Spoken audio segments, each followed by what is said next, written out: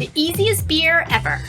We get asked all the time to make beer. Now, when I say all the time, once a week or twice a week, someone suggests that we make a beer. And it's usually, can you make a clone of this exact beer? And usually my answer is no. And here's why. We don't do beer that way. But can I teach you how to make a really easy beer?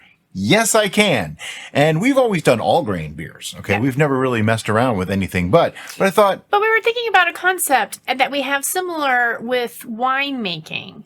If making wine from juice is completely viable because that's what you get when you juice the grapes or the fruit anyway, then couldn't there be a similarity with a different style of beer brewing? Enter liquid malt extract. Or, as they say it on this one, concentrated brewer's wort. Brees, what is your problem? It's liquid malt extract. But anyway, that product. We will have links to all this stuff in the description of this video, so if you want to get some of that through Amazon, you can. We are affiliates, so we do get a couple of pennies if you buy it, but it doesn't cost you anything extra to do so. That's where I got it from. So, anyway, what is liquid malt extract? It's literally just if you took the grains and steeped them and did all the work and then drained it out and then concentrated that down to just the sugars. You get that. That's what it is. It works out to 1 pound of this in a gallon is 0.046 gravity. The same as sugar, which makes this stuff stronger than honey for fermentation. And one of our admins, Adam, just always uses liquid malt extract to make his beers. And he's like, it's just like making mead. I don't understand. Well, the one he had even had hops in it. So for that one, it's super easier even than what we're doing. So that would be like the world's easiest beer ever. WBE. Yeah. But anyway, so we are doing the next easiest thing, and that is just to make a liquid malt extract beer. Now, the one that I chose is CBW Traditional Dark. Why did I choose that? Because I like that's dark the way he likes beers. it. I don't go for this pale ale and all that kind of stuff, but I'm not real into hoppy beers. So I like stouts and things like that. Now, someone will argue and say that they all have lots of hops. Well, different styles have different things. What style of beer are we making today? Easy. That's the style of beer we're making. It's a dark beer. Let's just stop there. I don't want to have a nuanced argument about what style of beer we're making. Instead, we're just making a simple dark beer. All right. So to get started, really, really easy. You do need a few things. You need a fairly large pot. You need some water. You need the hops, which I'll get to that in a little bit. These are just Cascade hop pellets, and you need some yeast. I'm actually going to be using Safebell SO4 today because it's an ale yeast and it just seems to be on point for that. You also need your liquid malt extract. You do not actually need a portable stovetop. You can use your stove if you want to. We are using the portable one because it's much easier to show you that. You probably need some sort of a scale, which I'll just get that going. And what I want to do is get a half gallon of water into this pot right now. And yes, we're making a 1 gallon batch, but I'm starting with a half gallon of water. Just trust me on that. There's a reason. Doesn't even really need to be a half gallon. Just get a bunch of water in there. Okay, so I have my half gallon of water and I'm tearing out my scale, and I took the lid off of the liquid malt extract so you guys can see what it looks like, and it's super, super dark. I'm going to pour out 1 pound directly into the water, and it's, whoa, thick. Oh my God. You can tell I work with this stuff all the time, right? That's why I'm so surprised by it. It's messy. There's no two ways around it being messy. I almost think that whole grain is neater. Okay, now that I have the extract in here, I want to mix it up real good because it did kind of just go right to the bottom, and obviously it's heavier and denser than the water, so you don't want it to burn when we put this on the burner. So I just want to mix it up real good. And at this point too, I'm going to start adding my hops. Now, I'm just using Cascade hops. Why? Because it's what we had. If you want to use a different kind of hops, go for it. There's no specific style here, so it's all good. What I am afraid of, though, is over-hopping, okay? Because I've done it in the past many, many times. It also bears mentioning that normally to get to this point, just to have the sugary wort, is like 1.5 hours to 2 hours of time. This took more time for me to talk about it than it did to do it. It's just, I can see the appeal to the extract style brewing. It's a little sticky. I'll give you that. Derica had to clean up the sides of the jar. Kind of like molasses. Yeah. I cleaned the side of the jar. It's still very sticky, and I'm going to have to work on that some more. We're going to have a bug issue. Now, the interesting thing is that's 3.3 pounds in there. So that can, in theory, make over 3 gallons of beer just from that little container. It's actually pretty economical, too. It's not quite as cheap as doing all grain, but it's actually not bad. But anyway, back to the hops. Like I said, I'm using Cascade. I'm going to be doing 2 additions. Now, what that means is you put one in at a certain time and another one in at another time during the boiling process. Now, the boil isn't technically necessary, okay? Because the boil comes from a long time ago when people thought a lot of weird things, like one of them that the bubbles in beer came from boiling it because it bubbles up. And they also had an idea that boiling it made it safer to drink, which they weren't wrong, depending on where they got their water from, depending on how good their grains were. There's a lot of reasons to boil. Today, we're using all good ingredients, so I don't really have to worry about boiling as much. So I'm going to do a 20-minute boil. Yes, I know. I can hear some people screaming at me already, but it's not necessary. In the past, I've done what's called raw ales with whole grain where we didn't boil at all. So the only real reason I need to boil today at all is to get the hops going and to melt all this stuff into the brew. That's it. But anyway, I have 2.2 ounce, which is like 5.5 gram additions of hops pellets. And I'm just going to put one of them in right now. That is our first addition. And it's okay if it doesn't break up. It's just going to sit in there. What I'm still doing is getting this all mixed together. I think I'm pretty good. Yep, it's good. And I'm going to put this on the burner and crank up the heat to high. And you want to continue stirring that a little bit. So I'll have my lovely assistant take care of the stirring part. Now, if you're wondering why I didn't put all the water in, it's because A, it'll take a lot more energy and time to heat up a gallon of water than it would to heat up a half gallon or a little bit less of a half gallon. And at the end, we need to cool this back down to under 120 degrees to be able to add yeast. So using that water over there to cool it down at the end should bring it right back down to a nice, even temperature relatively quickly. Because one thing about beer is infections can be a problem. So everything we used is sanitized, everything's been clean. And we want to minimize the amount of time that this spends open before we get it into a fermenter. So we're just going to bring this up to a boil and we'll see you in a couple minutes.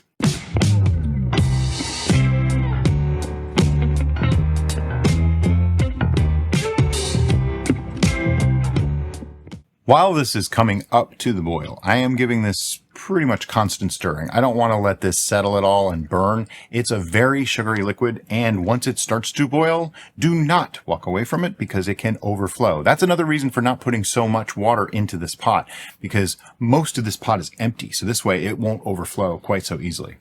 So we talked in depth about what our process was going to be from here on out. And originally we were going to use a funnel with a strainer and some cheesecloth and put that into our fermentation vessel. But then we opted to just use a larger strainer and put that with the cheesecloth 2-ply into our pitcher, giving us an easier, larger area to pour. Right.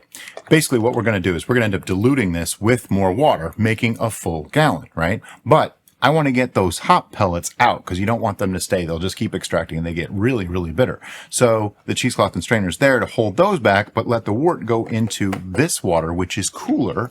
And that way it should drop us down to pretty much close to fermentation temperature. We're doing this in a large part because enough people have said that they're afraid of making beer because it's too complicated. Now, I'll give it this. It is more complicated than making, say, mead or like a juice wine. However, using extracts, it's really not complicated. There's a couple extra things. It takes a little bit longer. But like I said, normally to get to this exact position, I'd be at 2.5 hours easily in the brew process. I'm into this at 20 minutes. So no big deal. Obviously, if you make a larger batch, it will take longer because you have to heat it up. But I still like the heat up a small amount, like even a third of your water with the LME in there and your hops, make that your boil and then strain that out and add it to the rest of your water. That'll help cool it quickly so that you don't need to buy a wort chiller, which I don't use anyway. I put it in my bathtub and put like 5 inches of water in there. Cools it down instantly. Well, not instantly, like 15 minutes. It's starting to get hot. You can see the steam. Brian's getting a facial. Yeah, so's our microphone. Yeah. I don't know how good that is for the microphone. Probably not. I'm going to move the microphone. All right, so getting out my handy dandy probe thermometer. I'm just going to check the temperature here. 203. We're pretty much at a boil right now. Yeah, I can hear that boiling sound. So I'm going to start my timer. So 20 minutes on the timer. Most boils are about an hour, and there's a reason for that, in that it's mostly about the hops, all right? You can boil your hops separately, which I was going to do that, but because I know LME is so thick and needs to dissolve, I decided a little bit of a boil with the hops in there isn't going to be a problem. So we're doing 2 hops additions. Many beers call for 3, and they're done at different times. Like one is done right at the start of the boil, another one's done halfway through, and another one's done like 5 minutes towards the end. The first one is usually just for bittering. Okay. And then the middle one adds a little bit of body and flavor of the hops. And then the last one is really just for aroma. So we're basically doing a bittering, which will only go for about 20 minutes. And then we're doing an aroma just 5 minutes before the end. So when there's 5 minutes left on my timer, I'm going to add our second hops addition. A lot of recipes will, like I say, call for 3 different additions, or even 4 I've seen in a couple of recipes. And they just do slightly different things. If you watched our, I think it was the Braggot, which was the one that we didn't do hops, we did herbal. Oh, that's the Groot. The Groot. Yeah, there we go, the Groot. If you watch that video, we actually use those hop addition ideology of the bittering, the flavor, and the aroma by what herbs we selected to place in at those times. Right. And a Groot is basically just a non-hopped beer. So I could have used the LME that we have and just used herbs and spices instead of hops, and could have made a Groot using that. And you know what? I'm starting to think maybe that sounds like a really good idea. We might actually be making another Groot video. Why not? No, that was not planned. Just sounds like a good idea. Because this would make it super easy. It's really, really simple. I actually really like this now, so you might see more beer videos. Who knows? It's getting really hot. I know, I could just grab my gloves. But I figure, the entertainment value of me screaming and complaining about it is probably better. The pain. Yeah. So I just want to keep stirring this. And like I say, in 15 minutes, we will show you adding the next hops addition. The hops completely fall apart, though. Like, it's powder in here, basically. That's why cheesecloth to strain it out. Okay, so our 15 minutes has passed. Now I want to add my second hops addition. Now again, these are just 0.2 ounces, or about 5 to 5.5 grams each. Very, very small amount. And I'm just going to put them in and immediately start stirring, because if they sink to the bottom, they'll stick and burn, and that's bad, and we don't want that. And then 5 minutes left. All right, our 5 minutes are up, so I'm going to kill the heat, remove the spoon, don protective gear. Because it's hot. It's burn my hand just stirring it. I can't imagine what's going to happen when I try pouring it. And I literally just want to pour this into there as carefully as possible.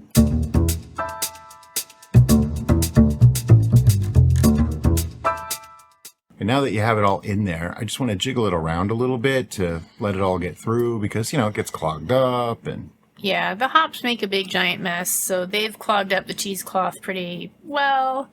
So, yeah, I'm liking Adam's idea of using the pre-hopped stuff. I like that concept.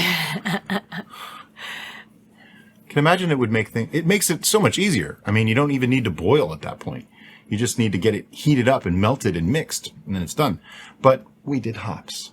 This way you get to have a little bit of customizability, though. You can change the amount of hops. You can change the types of hops, that kind of thing. So, pluses and minuses to everything. And beer making is just like any other aspect of home brewing. You can make it as complex or as simple as you want to. I'm liking the simple on this. One major advantage to a liquid extract versus doing it yourself is you don't have to worry about efficiency. Efficiency means the amount of sugars that you actually extract from those grains, and that has everything to do with how well you can maintain temperatures, what temperature you get to, and things like that.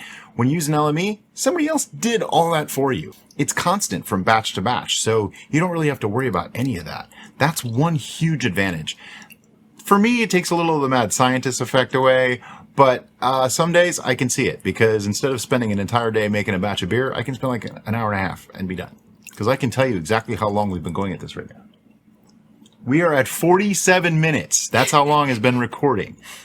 47 minutes, and I'm just about ready to put this into a fermenter, which is amazing for making beer. It's a little bit slower than making mead or wine, but it's not that bad. All right, so now that we have all that together, I'm going to take a quick temperature reading on this, and hopefully it's under 120 Fahrenheit, that is. And it's going up 114.8. Looks like 114.8, so that's about perfect. 110 would be slightly marginally better, but by the time we get it into the fermenter and everything, it really doesn't matter. Basically, yeast dies at 140. It starts dying at 120, so as long as you're below 120, you're pretty safe. What I want to do, though, is get a gravity reading on this. I'm expecting somewhere between a 1.040 and a 1.050, just because I know what the must does, and that'll give me something in the 6-ish% range, maybe slightly more, slightly less. And, you know, I'm just going to spill it everywhere, as I always do. You guys are used to that by now. I don't know how I even managed it that time. That was pretty impressive. See? This is why we put fabric down on the table. Okay, now this is really interesting to me. It's only coming out 1.030. I was told that 1 pound of LME equals 1.046 in a gallon. 1.030. Well, let me just do some quick math on that, because that's not really such a problem for me. One sec. If it was to go down to what most beers go to, which is like 0.005, it would be 1.030 minus 0.005 times, that'd be 0.025 times 135. So that gives me like a 3.3 to 3.4% beer. By the time I carbonate it, it'll be around 4%. A little on the light side for a beer, but that's actually okay. If I did want this to be a little bit more, I could just add more liquid malt extract at this point. But you'd have to make sure you mixed it really, really good, because this is not boiling anymore, so it might be a little bit more difficult to mix. But that's interesting. I've never used that product before, so I'm not saying that they did anything wrong or I did anything wrong, just the numbers don't actually coincide with what I had been told. So, something to keep in mind. All right, now comes more pouring, which is, you know, always Derica's favorite part, because I usually get it on her. And I just want to get it from this pitcher into the 1 gallon container. Now, because we're using our handy dandy pitcher with the raised lettering on the side, I know we have almost exactly a gallon here. And I can actually just add 2 more ounces of water if I really wanted to have a full gallon, but that would actually dilute it further dropping my gravity. So I don't really want to do that. Instead, I'm just going to pour this right in. Now, I do not mind that it is dropping like that from the funnel, because you need some oxygenation at this stage in the game. However, one thing I am going to do is I'm thinking ahead. I have my yeast. I have a wet funnel. I don't think I can pour straight into the neck of that bottle very, very well. So I'm going to put my yeast direct in here. I'm halfway through with the wort going in. Keep that in mind. And then use the wort to rinse off the rest of it so that it all gets in there. All right, so it's time to put the airlock on before we get too farther in the process, but I wanted to mention something, and this is something that we've been critiqued about or have been commented on the channel, and that's when we change from the pre-hydrating our yeast to the simple pour it in the pitcher. Ooh, I know this one. I'm going to read something for you. It actually says on the back of the package of Safe Ale SO4, pitching, sprinkle into wort. That's it. It doesn't say hydrate. Some do. Okay, some yeasts actually do. This one does not say to do that.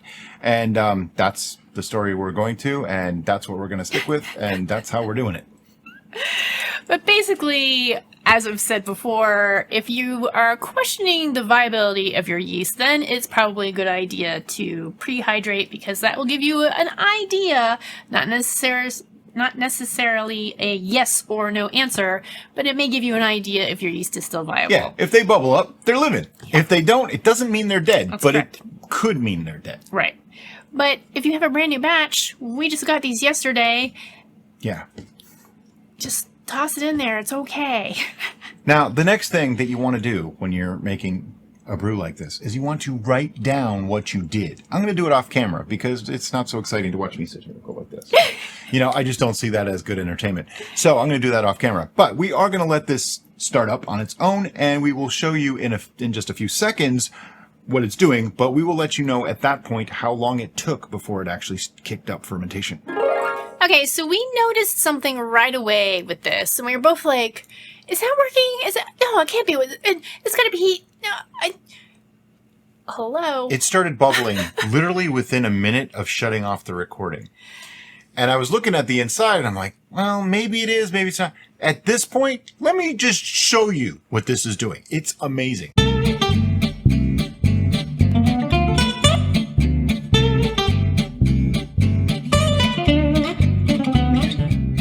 First, there's the obvious airlock explosion activity happening. I mean, obviously, it's working. There's, it's already up in the airlock. You can see it bubbling like crazy. And then when we get down here, let me see if I can get this to focus. It's this part here where you see that mass of bubbles just rising up the edge and creating that foam layer at the top. It's almost as if we had an aeration stone in the beverage creating those oxygen bubbles, but that's not the case at all. That's actual fermentation. So that it isn't oxygen. What is it, Brian? That is carbon dioxide and several other gases, thousands of them actually. But because it's doing this, I don't like this because this is bad. It can overflow. It can actually clog this up and shoot it up and have all kinds of issues. So we're going to remove the airlock and stopper. Well, not really the stopper, but the airlock. And that gets cleaned out, okay? New star sand put in later on, everything like that. And we have here a mason jar filled with sanitizer liquid.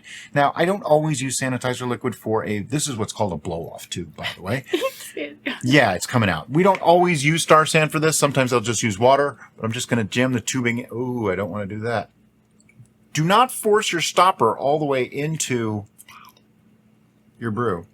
Instead, I'm just going to do that, and then I'll push the stopper in and put the other end into the sanitizer fluid. Now, it might take a couple seconds, but you're going to see it's bubbling already. It's just crazy. Now, every once in a while, you may have to clean this out. We're going to put this on like a baking tray or something that has a lip so that in case it goes over or anything like that, we don't have to worry about it. Well, also probably masking tape the tube to the side so it doesn't get pushed out, because I'm not going to sit here and hold this all day. You're not? No. Why not? I'm just not. But anyway, this is working. We're really happy with the way this is going right now. This is probably going to take a little quicker to ferment than most, maybe 7 to 10 days or so. And we'll be back with an update. Is our super simple beer ready yet? I certainly hope so, because after 3 days, that airlock stopped activity completely. Today is 7 days in, okay? We started this on the 11th. Today's the 18th, so it's day 7. I wanted to rack this after 3 days, just so we could say, we racked this beer for 3 days and it was done. But we didn't have an opportunity. So we're going to do it today, and we'll just say it was after 3 days. But anyways, the first thing I want to do is take a reading on this to make sure it's actually done. I'm fairly certain it is. That airlock was totally showing neutral pressure and everything like that. So it's probably degassed already too. Been having problems with the master baster. It's really starting to irritate me, making a mess every time, dripping all over the place. So I ordered some of those big plastic syringes, 100 ml syringes with tubing attached, and the link for those will be ready once I try it out, because I want to make sure that it's a good product before we start promoting people buying it. But I do have a glass wine thief. Now, here's the problem. It's roughly the same size as my cylinder, but it's like a third the volume. So it's going to take a while to fill up. Bear with me. I'm probably going to cut it out so you don't have to watch. So in case anyone's curious why I don't just use a wine thief all the time, I have a larger one too that doesn't actually fit in the necks of these fermenters. The problem I have with a wine thief is you have to put it pretty far in to get a big sample. And I mean, it's great. I can hold that sample. Look at it. It's barely dripping.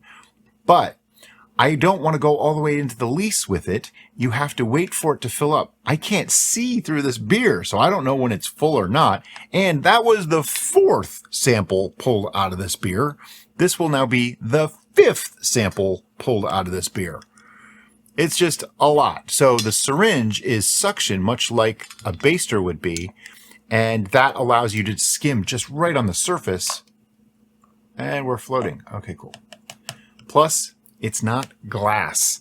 I love glass versus plastic. But for things like that are very fragile, they're a little terrifying because I worry about it. Anyway, so let's just see what our final reading is here. I'm not expecting this to go totally dry because beer almost rarely does. There's always some amount of non-fermentable sugars. Now, I was wondering if extracts did that too, and it seems that they do. We are at 1 point... Whoop, caught a bubble. It's actually 1.008. Let's calculate our ABV before we go any further. And to do that, I'm actually going to use my reference, which is 135, even though this is a lower gravity, just because that's what I always use. What point you use really isn't that critical as long as you use the same one all the time. So this started at 1.030. So this is a low gravity beer minus 1.008 gives us 0.022 times 135. You can use 131.25 if you prefer. You're going to get a slightly lower number. It's not going to be that different. I mean, we're talking like tenths of a percentage.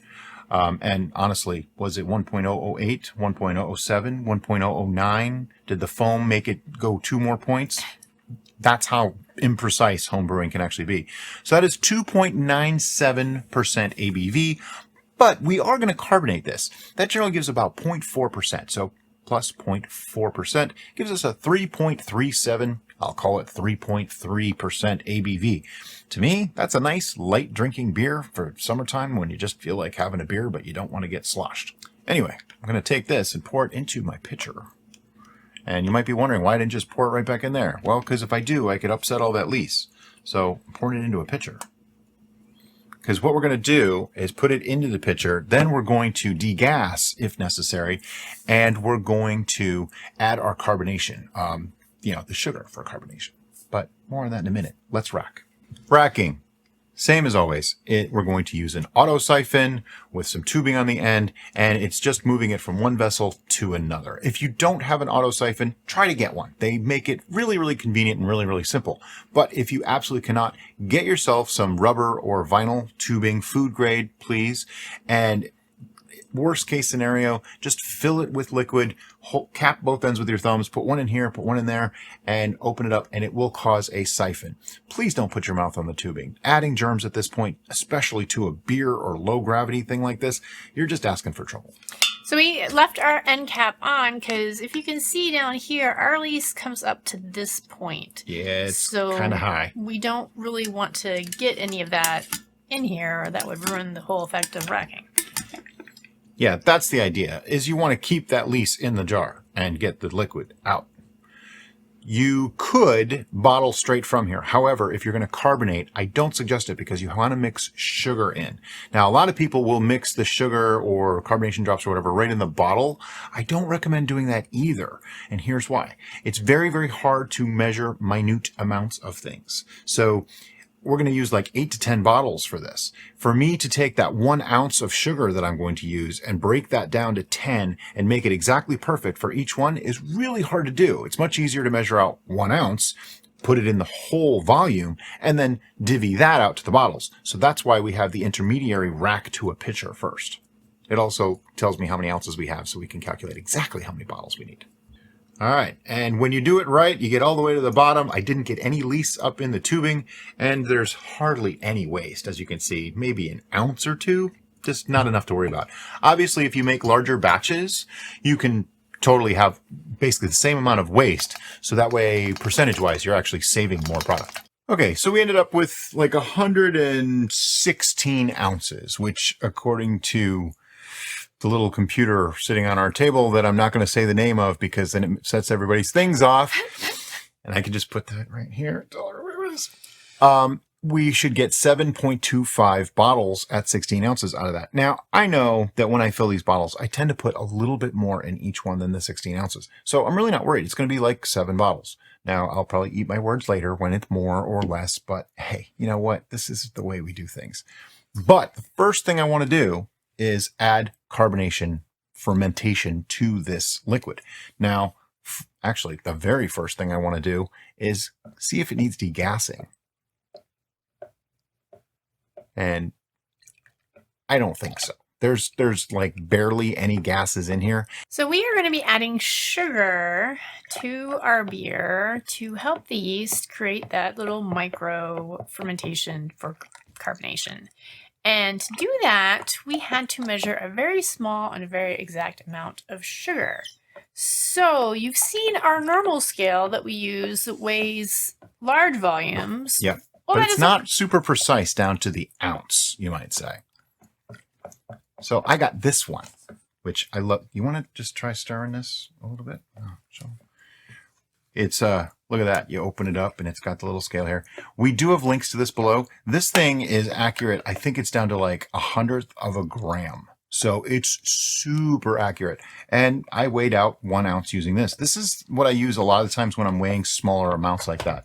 Now, there's lots of ways to carbonate. Okay, people use corn sugar. They use all different kinds of things, carbonation drops, things like that. I'm using regular white sugar. I've always used regular white sugar. Why? Because it's convenient, it's easy to get, and this is supposed to be a super simple beer that nearly anybody could make. So I don't want you to have to go buy a whole bunch of crazy stuff.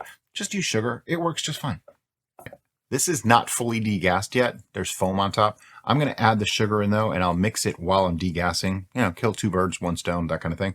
And just dump it in unceremoniously.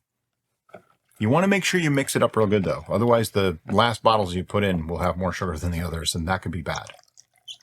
The reason you want equal amounts in each bottle, and you want it to be a measured amount, is because due to the fact that it is a small fermentation, it is producing gases. That's what makes the carbonation and the bubbles. But they also create pressure. And well, those bottles can only hold so much. So if there's more than the right amount by too much, those bottles can explode and do what we call a bottle bomb. It's not really something you want to experience. I've seen the aftermath of them. I've seen pictures. I've heard stories. I've seen people with chunks of glass sticking out of their arm, but I've never actually experienced one ourselves, probably because we use this method.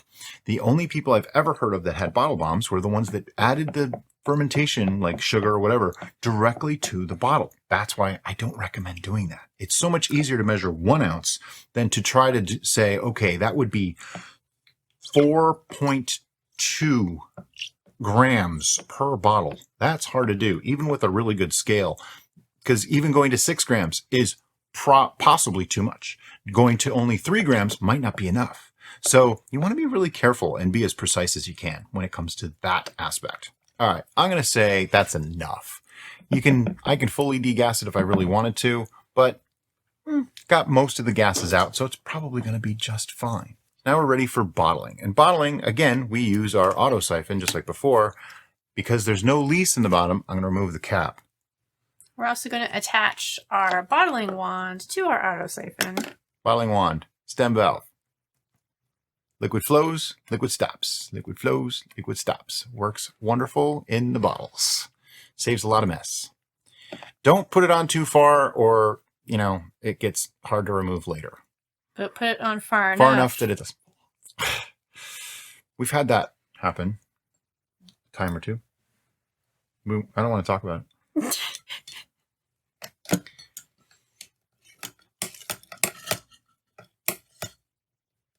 And if you've never seen us bottle before, we're basically just filling up to about there and then pulling the bottling wand out, going into the next bottle. All right, so we have our 7 bottles and there was just a little tiny bit left, like, I don't know, 2 ounces or so. So I was right. We do fill these just a little bit more than the 16-ounce mark, but I thought, don't waste it. Let's give it a try. Certainly smells like beer, which, you know, as to be expected. It is beer. Now, this is non-carbonated and non-chilled, so I'm curious.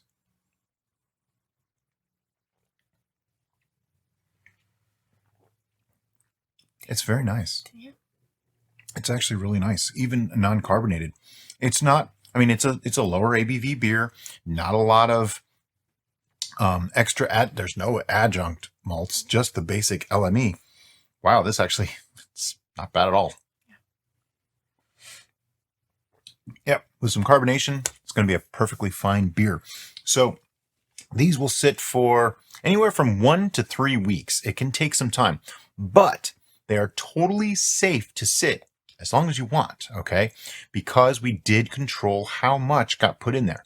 We put them in a big plastic thick-walled tote that we got from Lowe's. We call it I call it the bomb shelter. And that way if anything untoward was to happen, it's not going to destroy our house, hurt our cats, hurt us, anything like that. Worst case, it'll blow up another bottle when it hits it. But these are just going to go sit in there for a while, and we'll be back with a tasting once they are ready. Today we're tasting our light dark beer. The conundrum, the dichotomy of it all.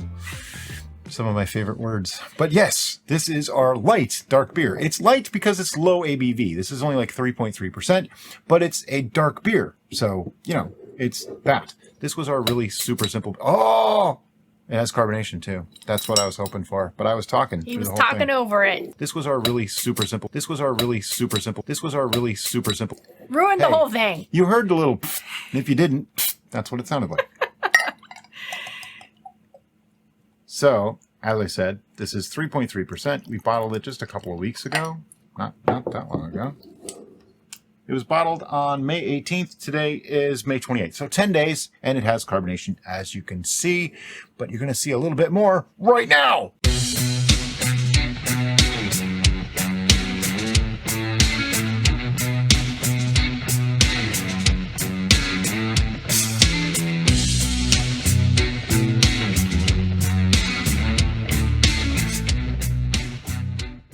So as you can tell from my glass, which Brian poured all nice and delicately, there doesn't appear to be foam or head retention.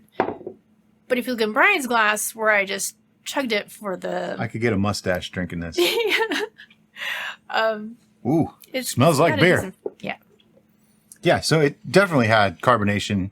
The head actually is breaking down already, so the head retention isn't super, super great. It was an instant of... Yeah. So, somebody can tell me why that's important. I never really understood that. I'm not really a beer guy. So, you know, we do beers on occasion, stuff like this. Anyway. But yeah, the aroma is very nice. Oh, yeah. To me, it smells like a stout or a porter. It just has a nice, rich, thick those smell. Deep, almost coffee notes. Like that's the closest thing my brain can connect it to. Yeah, coffee, chocolate. But I think that's because of the roasted grains. They have that smell that's kind of reminiscent of chocolate or coffee. If you were doing like all grain, you would use like a regular like 2-row or 6-row to make the malt, and then you'd use adjunct grains, they call it, and those are your darker malts and things like that. This is interesting because it was all one ingredient to make this. Usually it takes quite a few ingredients to do it, so I'm impressed. When we first started getting into beer making, we kind of, I'll admit, we kind of turned up our noses at the malt extracts. We're like, oh, that's not making beer. But one of our admins pretty much does this all the time, and he comes up with these fantastic combinations of infusing herbs. And it's really easy because you're using an extract. And he's just boom, boom, boom, making all these great beers, and they all come out beautifully. And so we're like, you might have something there. So that's where this video came from. So we tried it for this one, and we're already planning to try another one. And Brian's really irritated that I keep talking because he wants to drink it. So let's drink. Short sip time.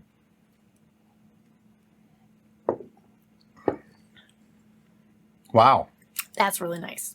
Yeah, it's actually, it has a little bit of the crispness from the hops, that bitterness. Just the right amount of hops, I think. Yeah. Just right. I would not want to go any more than that. Any less, and I don't think you'd really even know they were there.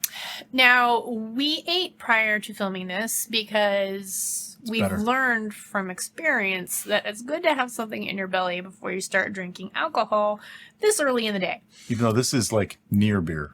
It's 3.3%. This is not a strong beer. This is one that you can have like, a couple 2-tree bottles and you're still okay. Two-tree? Yeah. Got to say it like that too. But I get the maltiness. I get that richness. It definitely doesn't taste like a 3.3%. It definitely tastes like a higher stout or porter. And maybe that's just the dark roasts doing that. Did we take a note of the final gravity on this? 1.0 something. No. Because it has a really nice sweetness to it. I need a long sip. I cheated. I went ahead and had mine already. This is just really good. This reminds me of my porter. It tastes like the porter that I made. Yeah. And because this turned out so well, we're already planning in advance. We're constantly planning in advance. That is our life. Plan in advance. I could go a little less on the hops. After the long sip, I could go less on the hops. This is very rich, flavorful. It has a wonderful sweetness, as she said, which that's beer. Beer has non-fermentable sugars within it automatically. So it's going to be a little bit on the sweet side. That's why we add bittering to take that sweetness down. Otherwise, it just becomes a sweet ball and it's just way too much. I am going to put a tasting note out there that's probably going to create massive amounts of hate mail. Oh boy. But my first impression at the forward end of taking a sip of this is reminiscent of a cola. Yeah. I totally get cola. Because the cola nut flavor in beers. It's got that sweetness, but it's got that bitter. I don't know. Bitter really isn't the right word, but that's. But there is a bitterness to it. That's what's caused by. It's so really nice, and then it goes into the more grainy notes after that initial cola type sensation, for me at least. My initial impression is that I am extraordinarily impressed that as simple a process as we used and an extract produced something that tastes this good. Yeah. That is impressive to me. I did not expect that. I thought this is going to be like, okay, well, considering what we did, this is a pretty... Right. No, this is pretty good by any standard. Right. This is better than commercial beers that I bought. Not all of them. There's a couple that are better. I was with you. I had a preconceived notion that this was going to be a downgrade, if you will, from our typical beer practices. But now keep in mind too, this is, I think it's parallel. Yeah, it's on board. It's so easy. It's like... But this is also like a clean slate. You can add anything you want to this. I'm getting the visceral feeling that I get from drinking like Guinness. Yeah. Where I feel like this is a meal. Yeah. It's not as thick as Guinness. No. But it's along the same flavor profile, which is kind of shocking. I did not expect that. It's not quite there. I mean, don't get me wrong. It's like 60 to 70% of what a Guinness would taste like, but it's along the same lines. Yeah. Like for somebody to make this themselves, this would be close. And if you did just a couple little adjuncts, I think you could actually make this taste like Guinness. The visceral feeling, because like in my stomach, the way it feels like it's... Oh, gotcha. It's more than just a liquid. It's... You need more. I need more. I need more. Well, I mean, there's not much point in putting back a quarter of a bottle. All right. Do you have a number? I have a number.